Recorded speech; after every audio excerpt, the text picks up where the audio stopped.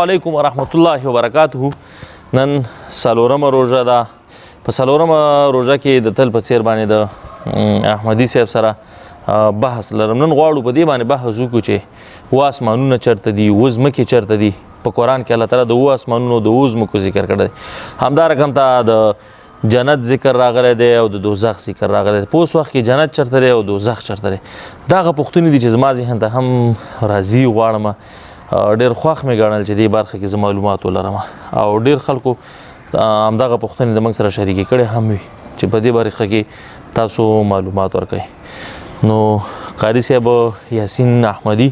را سره دی. قاري صاحب هرکلی درته وایم څلورمه روژه دې څنګه تېره شوه؟ شکر الحمدلله، ډېره ښایسته روژه وه، ښکلې روژه وه. ښه، نو روژه خو څلورمه لا روانه ده. ما او نو قاري صاحب اوه ځمکې، اوه اسمانونه، جنت، دوزخ، د ټولو برخه کې غواړو چې معلومات وکړو. خو لومړی درته دا وایم چې دا اوه ځمکې اوه لوی وچې دي که نه طبقه په طبقه دي، په کوم سیستم کې دي. قرآن خو صرف اوه ځمکو او د اوه اسمانونو یادونه کړې ده، که نه نور معلومات نشته. د مفسرینو نورو خلکو په دې برخه کې څه معلومات ورکړي دي، په دې باندې راته معلومات راکړه. بسم الله الرحمن الرحیم. ما سره خپل هم یو وخت دا سوال پیدا شو. ځکه یو کس نه ما دا خبر واورېد، هغه وایي دا اوه ځمکې چې الله یادوي که نه، نو دا د اوه لویې وچې دي. ښه، چې د دنیا کوم اوه لویې وچې مونږ ګورو دا دغه دي. بلکل، دا اوه براعظمه چې کومې دي. اوه براعظمه دي. بیا دې باره کې چې ما دغه شروع کړو، نو بیا هلته ډېرو احادیثو کې نبي علیه السلام اشارې کړي. دا اوه براعظمه نه دي، بلکې دا چې کوم دی اوه ځمکې دي. ښه، بیا بعضې خلک داسې وایي چې دا د همدې ځمکې د اوه طبقې دي یو د بل نه لاندې. نه دا اوه طبقې هم نه دي، یو ځمکه د بل نه لاندې ده، لاندې الله پیدا کړي. ځکه یو ورځ نبي علیه السلام ناست و، صحابو نه یې پوښتنه وکړه. نو اول یې پوښتنې ډېرې اوږدې کړي، اسمانونو باره کې کړي که نه. نو بیا د هغې نه وروسته بیا د ځمکو باره کې پوښتنه کړې. نو بیا نبي علیه السلام صحابه نه وپوښتل وي چې دې ځمکې نه لاندې څه شی دی. هغه ورته د الله او د الله رسول ښه پوهېږي. نو نبي علیه السلام فرمایي چې دې ځمکې نه لاندې چې کوم دی بله ځمکه ده. بله ځمکه همدغسې ځمکه ده. او هغه چې کوم دی یو اشاره شته دی په قرآن کې او په حدیثو کې چې هغې کې هم همدغسې خاوره ده او د دې چې کوم ماده ده، یعنې د خاورې نه جوړه ده که نه، دا هم د همغې نه جوړه ده، د لاندې ځمکه. ځکه هغه اشاره چې کوم ده هغه دا ده چې په قرآن کې ته وګورې نو اسمانونه اووه یادوي، سماوات راوړي، او ځمکه چې کوم ده ارض راوړي، یوه ځمکه ذکر مفرد ذکر کېږي. بیا دې دغه دا دی چې اسمانونه چې کوم دی د دې جنس مختلف دی. لکه ابن جوزي لیکلي یعنې یو اسمان د بل اسمان څخه مختلف دی. مختلف دی. د ابن جوزي لیکلي اول اسمان چې کوم دی دا موج مکفوف په شکل کې دی، لکه اوبه چې د شیشه کې بندې کې چپ وهونکي اوبو په شکل کې دی اول اسمان. دویم اسمان بیا تیږه ده او دریم بل همداسې. ښه، اسمانونو ته خو بیا راځو، خو اوس په ځمکه باندې خبره. لاندې دا ځمکه چې کوم ده دا هم همدا ماده ده. ولې دا ماده؟ ځکه هلته الله پاک مفرد راوړي ارض، صرف یو ځکه اشاره کړې ده الله پاک چې اوه اسمانونه دي او ځمکه هم چې کوم ده او د دې په مثل باندې اوه ځمکې ما پیدا کړي. داسې خبره الله پاک کړې، د دې په مثل باندې ځمکې دي. نو بیا علماو دا لیکلي چې دا ځمکو جنس چې کوم دی دا یو دی، ځکه دا اوه ځمکې. نو بیا نبي علیه السلام پوښتنه وکړه چې څومره مزل دی دې ځمکې ته، لاندې ځمکې ته چې موږ کې وځو. نو صحابه وایي د الله او د الله رسول ښه پوهېږي. نبي علیه السلام فرمایي چې 1500 کاله مزل دی د یوې ځمکې نه بلې. نو دې ځمکې نه چې لاندې بلې ځمکې ته کې وځي، نو دا چې کوم دی 1500 کاله به ته مزل کې. څه رقم د مزل دی؟ د پیدل مزل دی، د موټر مزل دی، د طیارې مزل دی، د شعاع مزل دی، کوم مزل دی؟ دغه مزل خو نبي علیه السلام ښودلی که نه. لکه ما ته خپله هم دا سوچ و چې یاره دا مزل به څومره مزل وي. خو دا د ځمکې مزل چې کوم دی دا لاندې دا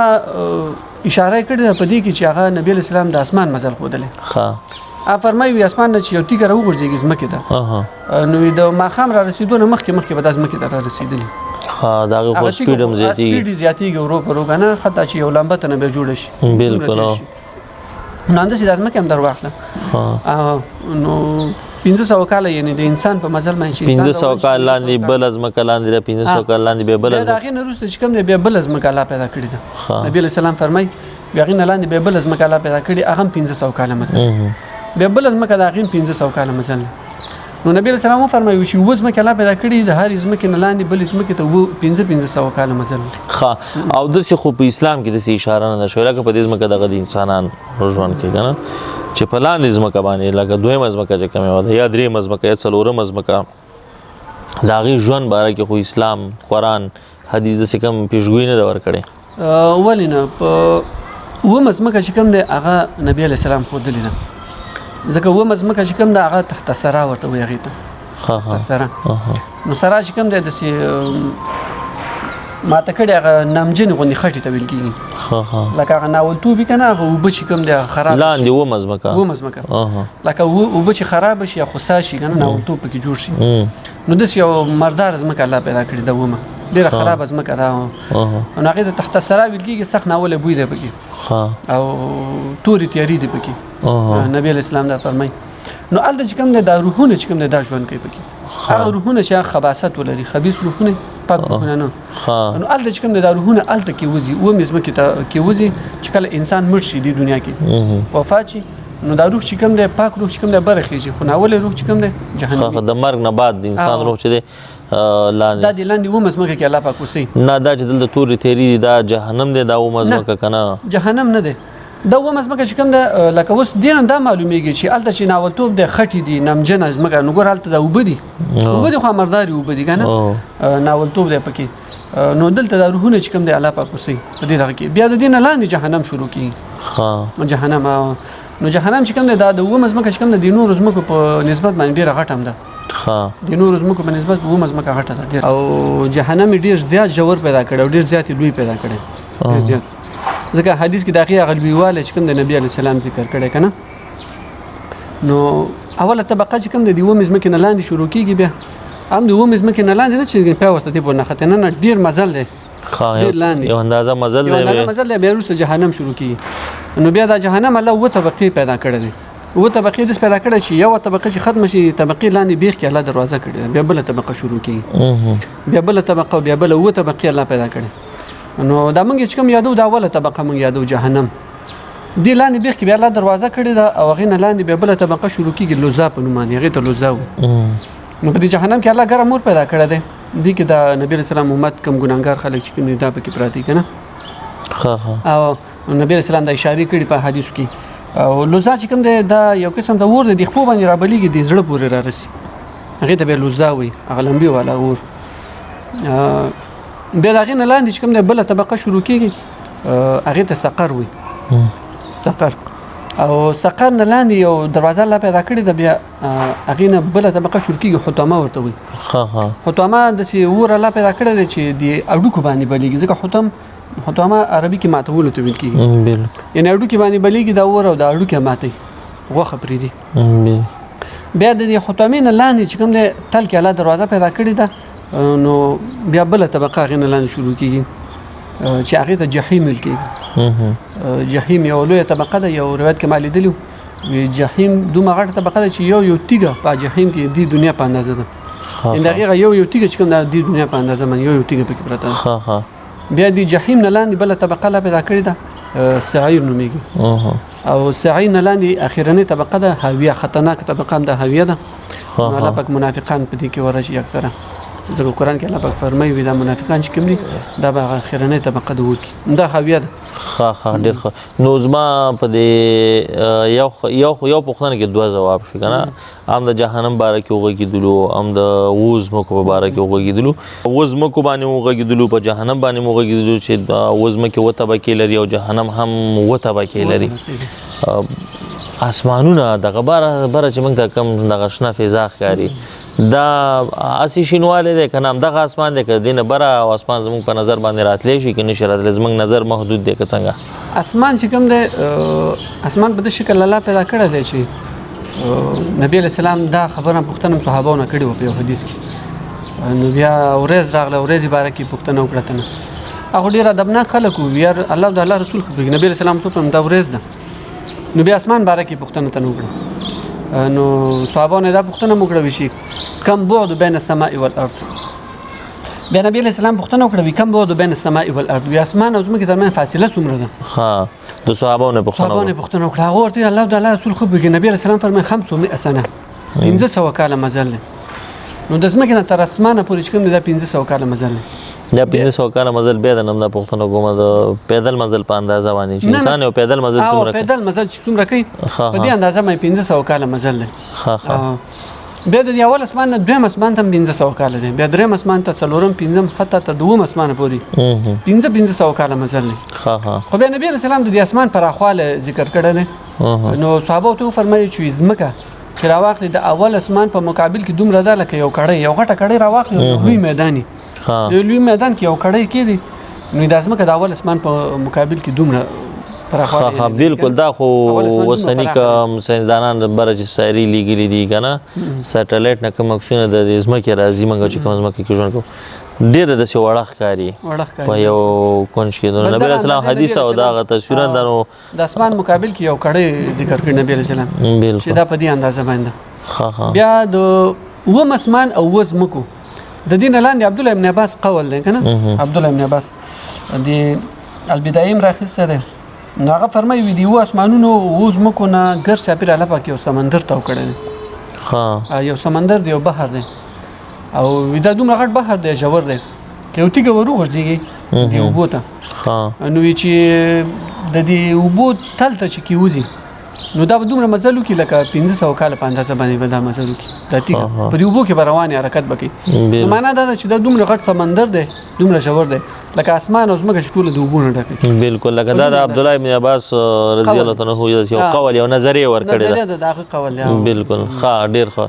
نو حدیث آیات ور باندې ذکر کړي بالکل او د عبد الله ابن خطبه هغه یاره خبره چې د قران نه واخص کړي خو هغه اخذ ذکر شوی نه موږ تاسو ورته نظریه و نو بیرته زو په اسمانونو کې غږیږو لمړنی اسمان کې خبره کوله دوهم اسمان دریم اسمان څلورم اسمان دی کې معلومات ورکا دا هم موسی علی السلام پوښتنه کړې و د الله پاک نه یا الله پاک اسمانونو کې تاسو سره څوک دي نو بیا الله ورته فرمایي چې زما ملائک دي اسمانونو کې ملائک دي ما سره نو بیا موسی علی السلام نه پوښتنه وکړه د دوه شمیر څومره دي نو الله ورته فرمایي د دوه شمیر کوم دي د زمکي کې څومره شګي دي دا ټول زمکه دي چې څومره ذرات دي په اندازه باندې ملائک موجود دي څومره شګي چې د زمکه ټول نو اوس خپل ورته فکر کوو یو ډیر شي چې راوخلي په میلیارډونو دغه دی بګی کنه بالکل نو دومره اندازه باندې دی چې ما سره ملک بیا د و مسمان د بحر نه پلو نو بیا تعالی پاک چې کوم د سدرۃ المنتهى پیدا کړی او بیره پیدا کړی او لوی بیره د نبی اسلام فرمای چې ورغلم وي سدرۃ المنتهى دې زین اپلو چې کوم د نور مخلوق بره نشي خته بره مخلوق نشي خته جبرئیل ما نه پام دي چې پاتې شو ما دې بره نور ځنه شم خته بس بیا بره توخیږي نو بیا نبی اسلام خپل خاتل دی خو هغه خاتل چې کوم دی هغه بیا موږ ته معلوم نه دي کنه چې څنګه وکړو احادیث کې په معلومات نشته ور باندې خو نبی اسلام فرمایي چې زبره وختم چې څنګه الله وخیږي نو به روایت کې دا راځي دینه بره چې کوم دی بیا زره پردي نور الله پیدا کړی دا پردي د نور پردي دي نور او نبی اسلام دا فرمایي وکړه یو پرده چرته لري شي څومره اندازه پورې چې مخلوق دی دا به ټول وسوځيږي دا لاغه نور چې کوم دی دومره تیز دی ها نو دغه جنت وز د سدرۃ المنتهى نه اخوا د پام دي اسمانونو کې دی د عرش نه بره دی به خپل د عرش هم موجود جنت چې کوم دی دا الله پاک څلور جنتونه پیدا کړي ها څلور دا موږ چې وو جنت دا ته وړه جنتونه خلک څنګه وای دا هغه ته دروازې دي ها هغه ته دروازې دي نور په اصل کې جنتونه چې کوم دي د الله پاک څلور پیدا کړي ها څلور یو ته چې کوم د قران کې ذکر شوی د خلد ورته وي جنت الخلد ورته وي یو ته جنت المأوا وي او یو ته جنت العدن وي عدن جنت او یو چې کوم د جنت الفردوس دی دا نبی اسلام فرمایي دا جنت الفردوس کوم د منځنۍ جنت دی چې ډیر جګم دی دا ویاندا د الله نو غواړي ځکه جنت الفردوس کوم دی دا ټول باندې جګ جنت دی د نور باندې بالکل او د دې پاس چت چې کوم دی نو هغه روایتو کې راځي وي د دې پاس چت باندې الله پاک عرش استوا کړي هر شي ور باندې برابر کړي او نو هغه نه برج کوم دی د الله ذات څنګه چې د الله شان سره مناسبي دغه کوم روحونه چې تاویل برس دا پاسمانونو کې ژوند کوي په جنت کې ژوند کوي دا دوه قسم دي دا په جنت کې ژوند کوي دا روحونه ځکه یو حدیث کې راځي وي د دې روح نه الله مرغه جوړي او بل حدیث کې راځي وی چې دا روح چې کوم دی دا د مرغه په جوجوره کې اچي بالکل نو هغه به دوه قسم حدیثونه دي یو چې کوم د شهدا او روحونه دي شهیدان اج په دې دنیا کې شهید شونه الله پاک د دې روح نه بعینه یو مرغه جوړ کی ځکه دا یو تحفه ده یو ډالۍ ده بس ګرځي په جنت کې بالکل او بیا نبی اسلام فرمایي وي د دې آشنا لاندې دغه ورته الله جوړ کړي پنجري نو د پنجري نه چې موږ دغه نه کې د یو پنجره د دنیا کې په اندازې د دنیا جنت غټ ځای دی نو لوی ځای دی نو بیا راځي بس دلته کینی او نور لوزي خپل جنت کې چکر وي او یو د عام مؤمنانو نو چې هغه کله وفات شي نو دا روح چې کوم دی دا الله پاک د دې مرغه په جوجوره کې اچي یو مرغه ورته پیدا کی لکه دې دنیا کې الله پاک دا جسد پیدا کړی دا بالکل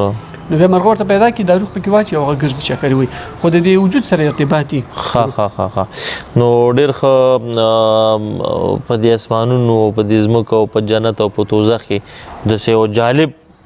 صفاتي هغه وایي که نور خپرونه راغونډو روژه هم ده د ځوانانو ته به زه یو جالب دا وکړم چې الله پاک په دې جنت کې چې کوم دی حور پیدا کړي او حور نعین ورته وایي په عربي کې قرآن کې ذکر شوی یادونه شوی بالکل نو الله پاک ډېرې زیاتې نښې د هغو ذکر کړي په قرآن کې نو یو نښه دا ذکر کړي دوی ته ما غټې سترګې ورکړي غټې سترګې او نبی اسلام فرمایي چې هغه زړوکه چې دوی کوم سر کړی وي هغه د دنیا او ما فيها نه غوره دی دا ټول دنیا کې چې یارونه دغه را جمع کې سره سپین یو زړوکه قیمت نشي پوره کولی یعنی دومره قیمتي دی او نبی اسلام فرمایي دا هغه د خولي لیاړي چې دومره دی کې سمندر ته ورځي دا سمندر ټول خوږيږي ورسره او د دنیا ته راخاره شي د المسترګ رڼا به خلک ته وګڼي په دومره اندازه کې الله پیدا کړی نو بیا نور خو ډیر دی خو دا حور نعین چې ورته وي دا 2 دانې ورکوي الله پاک هر جنتی ته 2 دانې ورکوي او شهید ته 2 دانې ورکوي شهید ته 2 ورکوي او نور عام مؤمنان ته چې کوم دی 2 دانې ورکوي او عجیبه خبر الله دا کړی یو دا چې همزولي مې پیدا کړي استاد عمر مطابق همزولي دي او بل عجیبه خبر الله کړی دا معشوقان پیدا کړي یعنی دغه چاته چې ورکه په دی باندې باشي په دی باندې زیات عاشقي حتی چې احادیث کې دام راغلي کنه لکه مونږ تاسو کوم مؤمنان دی هغه کې د شپټول مکه 2-3 واری یاد کی چرته د سحوره به می یا به می نه او حدیث کې دام راغلي وی چې هغه ته لکه د حدیث نه معلومیږي چې هغه ته وخت په وخت د دې انسان نه خبر ورزیالته یعنی د معلومات ورته کیږي سړی چې ویډیو کار غوندي سړی ګوري ځکه د دنیا کې چې کله خزه انسان سره ونه خلی نو هغه ورته خیری کوي چې دا د سورې ململ مې په عذاب وه دا ما ته روان دي نو بیا نبی علیہ السلام فرمایي چې و ختمه ما د عمر هوره وکړه ځکه په دې دغه کې چې کوم یو قسم د هوري دي د هورو نه چې ورته وي دوی تعالی د زینه برابر کړی دي نس یو محل غونتی د انار په شکل کې نس یو ملغلره د ملغلره په شکل کې دی کې اوسېږي او د نوري چې خدمت کوي اس مشران الله پیدا کړی او نو کله کله بیا د سی باندې روزي چکرته نو نبی اسلام فرمایي چې و ختمه ما د عمر هوره وکړه باندې راوتلی و یو ورمه چې راشه ورشمه خو بیا د عمر هو غیرت را یاد شوی چې بس ور نه غلم عمر هو ته د کیسه کول نو ورته بجړا شو یا رسول الله بکا غار وی د الله رسول زو پتا باندې غیرت کو مرغله به بیا نبی علیہ السلام ورته خندلم چې عمر وستا د جنت کې مخزه چې هغه مالي دلیل نو دغه بعضی یو څو دغه نو دغه جالب معلومات نو ډیر زیاته مننه کوم احمدي صاحب او زمون کوم لیدونکو چې په دې هیله چې د خبرونه څخه به مخوان د غسته معلومات به مور سره ډیر شوي او تاسو لپاره به جالب و نو کو دا خبرونه تاسو خوښ شوي د نور سره شریک چې د څخه ګټه والی فائدہ والی او معلومات ورسره ډیر شي یو خبره به بل هم کومه لکه د جنت کوم مخلوق چې کوم د حوري شوی د علمان شو لکه د باره کې کبیا نو په دې باره کې یو مستقل خبرونه ما ته جوړ کړو په یاد دي چې او دی هورو او دغه مسلو کې بچي د منګو بل خبرونه هم جوړو کړه خبرونه خوښ شوي د نور سره شریک کې السلام علیکم ورحمت الله وبرکاته